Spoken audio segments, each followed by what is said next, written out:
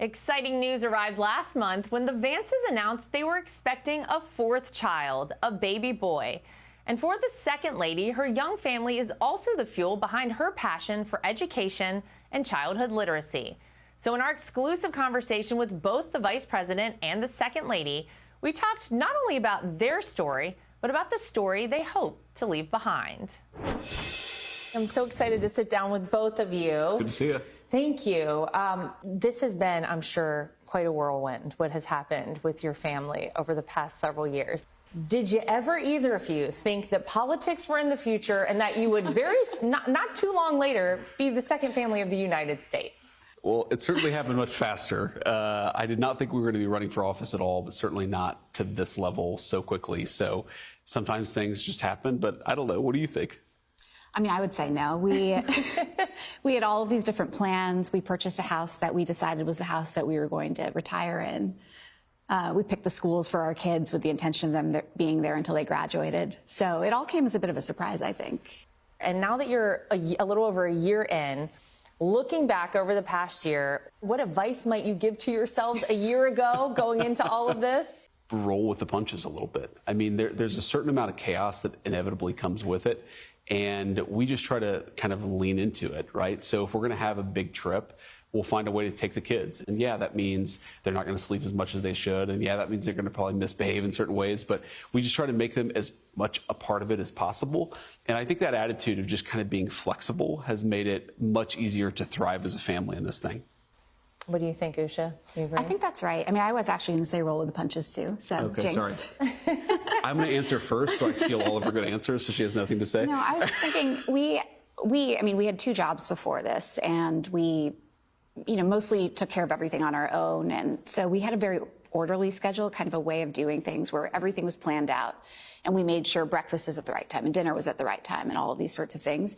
So letting go of that and kind of getting used to flying by the seat of your pants was a new experience. Maybe more for me than for JD, but it's fun. And so I think the advice I would give myself is not to worry so much about losing all of that and kind of accept the roller coaster. And you're not just doing it as a couple. You go together as a family, and we see that. And I think people are so happy to see the truth of what it means to be a family, because yes. Sometimes it's not perfect. We try to just let the kids be kids, and that's always a little bit challenging when there's so many cameras and so many security personnel around. But like when we took our kids to the Olympics, and it was sort of a mixture of diplomatic meetings and the opening ceremony and all the pomp and circumstance that comes along with that, but it also gave us an opportunity to go watch a hockey game with our kids on a Saturday night in Milan. I had our 4-year-old in my lap the entire time. And on the one hand, I'm like, okay, the cameras are on. Maybe I should be a little bit careful about, her dancing to the Spice Girls during the breaks. But on the other hand, it's like, well, she's 4 years old and she might as well have a good time. And if people see her having a good time, there are much worse things in the world. But I think the way that we have approached it is to allow them to have their full, normal private life. And then only very rarely do they kind of pop up in the public eye. And I think it's so rare in their minds and so rare in their experience that they just continue to behave like themselves. And so that is a balance that I feel pretty comfortable with, right? They go to school and no one asks them about any of this, and their interests are football and Pokemon cards and Greek mythology. And then they go on these big trips and that's still the stuff that they're talking about. People happen to be watching a little bit from afar. Well, I can relate to the Pokemon cards and the football yes. in my house. The Greek mythology, that's pretty solid. I can't even say that we have that going That's our on. 8-year-old. He brought his Heroes of Olympus, Percy Jackson books on the trip. And it's funny, there were journalists what is your 8-year-old reading? And I'm like, it's none of your business. If you can zoom in the camera, figure it out yourself, good luck. Otherwise, none of your business. Something, Usha, I know that has always been very important to you is a passion for childhood education. In your position as second lady, you've championed childhood literacy specifically. So why is that something that you felt really needed to rise to a surface level now? Well, I mean, as you know, until the moment JD was nominated, I was working as a lawyer. And I really loved doing that, but that came to an abrupt end. And I thought to myself, I want to take this adventure for what it is and experience all the things that come with it. But if I don't have some sort of project that I think is meaningful, that has deliverables and outcomes, then I'm going to go crazy.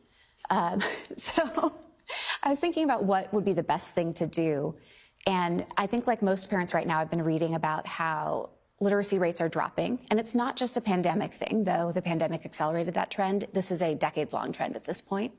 And literacy is the foundation of virtually everything that children do.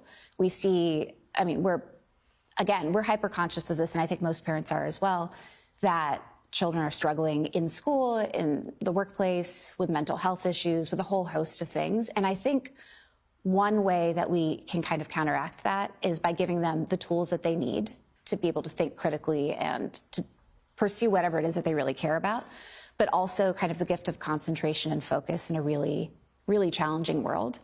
And I see childhood literacy as kind of the starting point of all of that.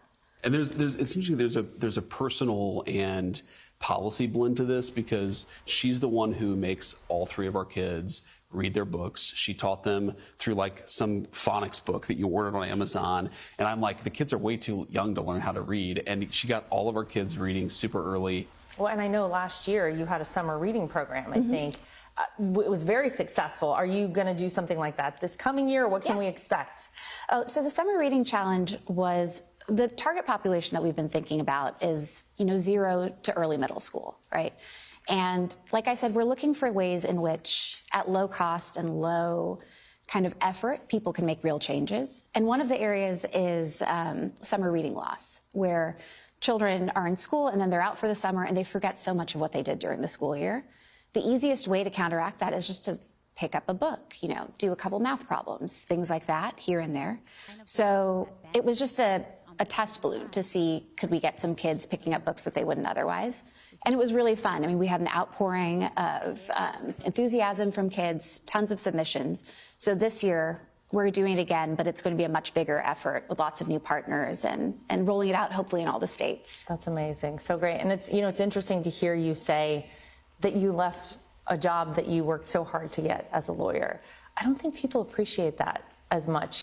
But that must be hard for you to leave everything that you worked for. I mean, there are certainly some challenges, like kind of figuring out how to spend your day, how to structure your time when everything has been so structured and you have deadlines and goals and cases that you're pursuing that kind of help organize your mind and life.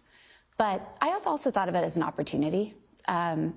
I mean, there are things like the Olympics, which are just clear once-in-a-lifetime opportunities.